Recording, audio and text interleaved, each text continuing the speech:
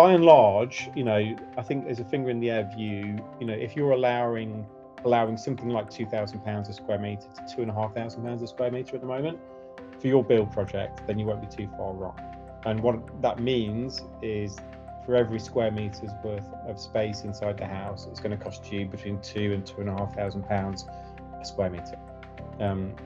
What you get for that is everything that's included in the house, from the foundations through to the paint. But what it doesn't include are the things that you can take with you where you're to go. So, for example, TVs and sofas and so on. And it obviously doesn't include the land as well. So, if you think about that in when you're imagining, well, actually, what can I afford to build for the money I've got?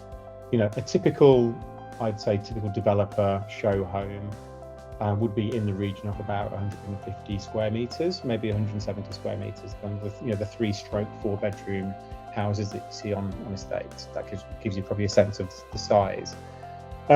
So 150 square meters times 2,000 is £300,000 if my maths is right. So if you were to build that house, the estimate that you would get from me now is that's going to cost you £300,000 ish. Now, that's as far as I would go, because actually the broad range of what most people end up spending is between maybe £1,500 and £3,500.